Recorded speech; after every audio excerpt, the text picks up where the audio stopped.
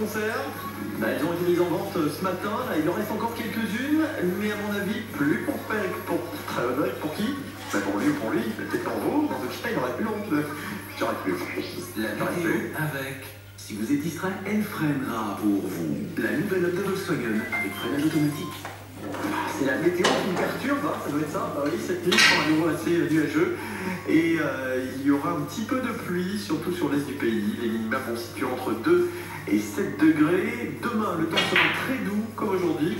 Il fera sec par endroits, juste peut-être sur l'est du pays, ouais, avec quelques petites pluies, mais très très faibles.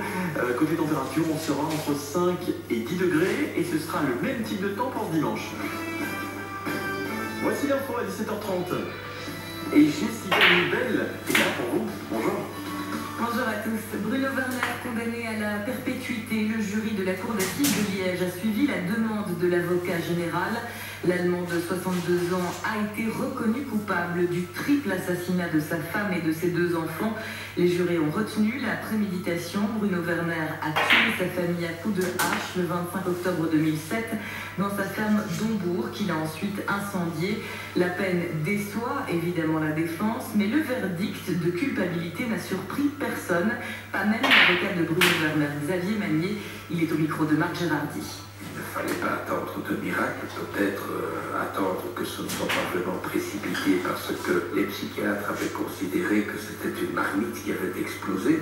Les caractéristiques de la préméditation pouvaient être douteuses. Le jury a considéré que surtout le timing, la mort de la jeune fille, puis des heures de réflexion, d'attente, de repentir peut-être, et puis quand même la mort du jeune homme, et puis encore la mort de la maman, le jury a considéré que c'était de la préméditation. C'est une question de fait qui s'apprécie, je comprends ça tout à fait. Quant à retenir du coup la perpétuité, là je ne suis pas d'accord. Le jury n'a donc retenu aucune circonstance atténuante. Il a notamment motivé la réclusion criminelle à perpétuité par le fait que Bruno Werner présente un risque de récidive important.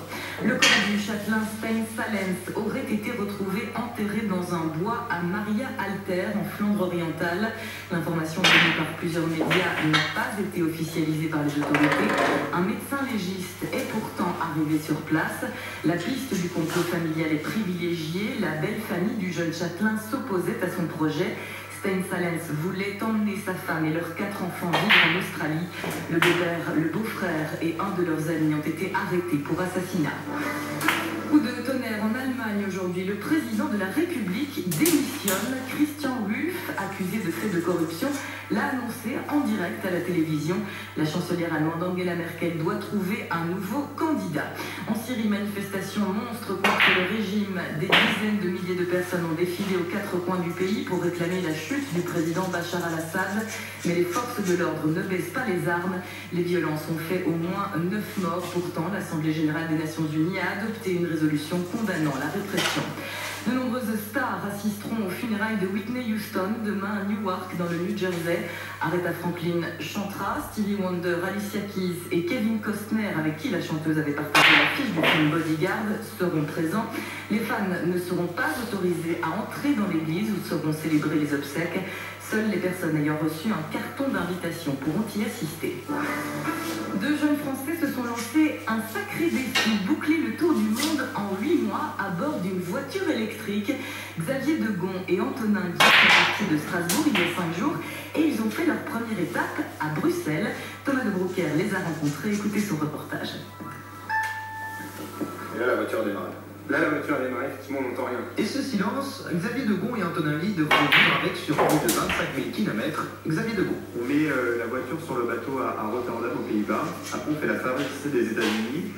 On fait la traversée du Japon aussi. Et le gros morceau de route, c'est Singapour-Strasbourg. Donc, on passe par toute l'Asie du Sud-Est, la Chine, l'Asie centrale avec le Kazakhstan et la Russie.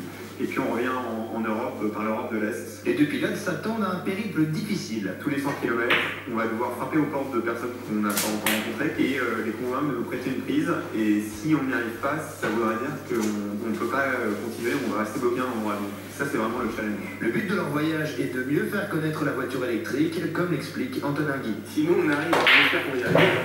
Sinon, on arrive à faire sur du monde. Ça montre bien que chacun peut utiliser une voiture électrique pour ses déplacements quotidiens. Finalement, faire un petit geste pour la planète. L'arrivée à Strasbourg est prévue pour fin septembre.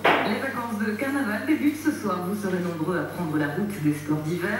Les aéroports devraient aussi faire le plein à Bruxelles.